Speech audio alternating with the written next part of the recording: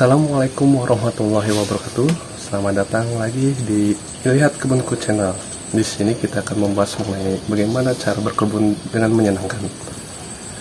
Sebelum itu, saya tegaskan kembali, saya ini bukan petani, saya hanya penghobi. Jadi jika ada perbedaan cara menanam, harap dimaklumi karena saya bukan petani, saya hanya hobi menanam saja.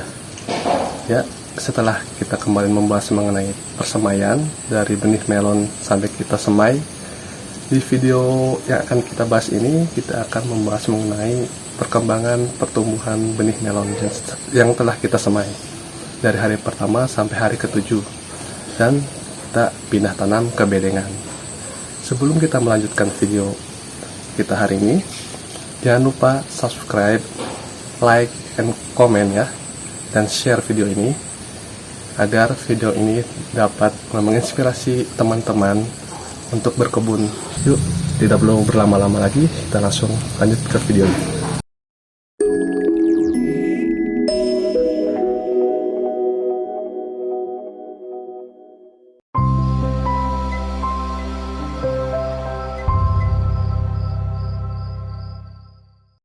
Nah, teman-teman lihat Kebunku Channel, ini benih melon umur 1 HSS atau 1 hari setelah semai. Bisa kita lihat kecambah sudah tumbuh memanjang. Ini pertanda pertumbuhan hari pertama sudah bagus. Lanjut updatean di hari kedua setelah semai, terlihat daun kecambah sudah mulai keluar dari kulit benih. Walaupun ada beberapa yang masih belum terlihat, seperti hilal kapan saya gajian belum terlihat. Ada beberapa benih yang tidak tumbuh. Ini adalah hal yang wajar, sebab benih yang kita beli tidak akan 100% tumbuh seperti cintanya padamu. Update lagi hari ketiga setelah semai, pertumbuhan sangat baik. Ya, bisa dilihat daun kecambah sudah mulai lepas dari cangkang benih. Namun, masih banyak juga yang belum bisa keluar dari cangkang benih. Di sini, kita bisa bantu dengan melepaskan cangkang benih, tapi harus hati-hati karena kecambah sangat rapuh. Apabila tidak hati-hati, batang kecambah bisa patah atau daun bisa sobek. Pada hari keempat, ternyata masih banyak benih yang belum tumbuh. Saya juga belum tahu apa masalah yang terjadi. Nanti kita update aja permasalahannya di hari kelima.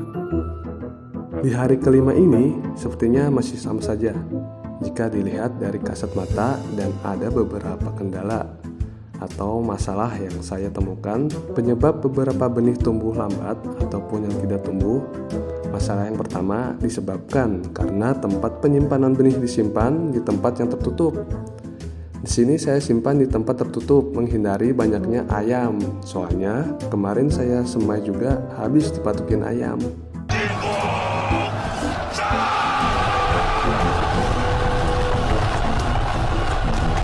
Benih melon harusnya terkena sinar matahari maksimal 4 jam untuk tumbuh dengan baik. Dan masalah yang kedua disebabkan masa expire benih. Setelah saya cek masa expire benih, ternyata sampai April 2024. Nah, informasi penting buat teman-teman, tips membeli benih, pastikan masa expire harus lebih dari 1 tahun. Jika kurang, ya seperti ini contohnya, banyak benih yang tidak tumbuh. Update hari ke-6, masih sama saja ya, pertumbuhan benih stagnan, dan sepertinya besok harus langsung kita pindah tanam. Sudah sampai hari ke-7 tapi pertumbuhan masih stagnan. Kalau sudah begini, mau tidak mau ya harus dipaksa, karena dipaksa itu lebih enak. Oh my god, wow! Sebetulnya benih yang ideal untuk pindah tanam yaitu sudah munculnya daun pertama. Biasanya muncul di hari ke-7. Jika masih belum muncul daun pertama, harus langsung pindah tanam agar benih dapat tumbuh dengan baik di tempat baru. Tidak perlu lama-lama, langsung saja kita pindah tanam di bedengan. Ini adalah bedengan bekas menanam semangka dan melon beberapa bulan lalu. Dengan panjang bedengan sekitar 5 meter dan jarak antar lubang 55 cm. Perlakuan pada lahan janda. Ya, lahan yang sudah pernah ditanami biasa disebut petani sebagai lahan janda. Perlakuan pada lahan hanya menambahkan pupuk saja dan sedikit digemburkan. Kalian pasti bertanya-tanya. Nggak nanya juga, gak peduli, tetap saya jelaskan lumayan buat nambah durasi. Kenapa sih Kang, Bang, Bro, Sob, Bray, lahannya kok banyak banget rumput atau gulma? Eits, jangan salah, gulma-gulma ini saya sengaja biarkan, bahkan saya manfaatkan sebagai pupuk. Loh, kok bisa? Tentu bisa, karena gulma terlebih rumput mengandung banyak nitrogen yang sangat baik dan sangat dibutuhkan oleh tanaman untuk pertumbuhannya di masa vegetatif. Terus, digimanain Kang rumputnya? Nanya mulu ente. Diam! Untuk cara pengolahan rumput menjadi pupuk menanti akan saya jelaskan di video terpisah, biar kalian penasaran dan nonton terus lihat Kebunku Channel. Makanya subscribe dan klik loncengnya supaya dapat notifikasi video terbaru dan bikin semangat saya untuk terus bikin videonya, oke? Gas, begini cara pelakuan pindah tanam pada benih. Pertama, kita harus keluarkan dulu benihnya dari potrai. Lah, kok susah sih? Salah teman-teman, saya lupa kalau sekarang mau pindah tanam, tapi pas bangun tidur saya siram. Alhasil, media tanam pada potrai jadi becek, hingga sulit buat keluarin benihnya. Perlu diperhatikan ya teman-teman, untuk melepas benih dari potrai harus hati-hati. Jangan sampai akar ada yang copot atau putus dari benih, karena yang putus itu menyakitkan. Ditinggal pas lagi sayang-sayangnya.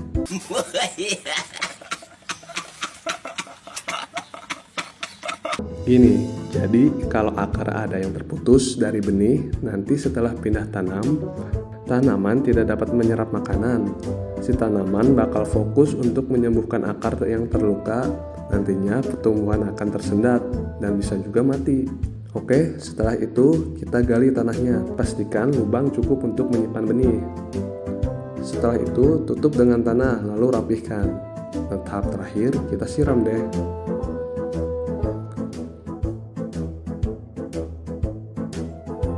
Sampai sini video pembahasan kali ini. Jangan lupa subscribe, like, and share, dan klik tombol loncengnya ya, supaya nanti ada video terbaru dan teman-teman bisa dapat notifikasinya. Sekian, assalamualaikum warahmatullahi wabarakatuh.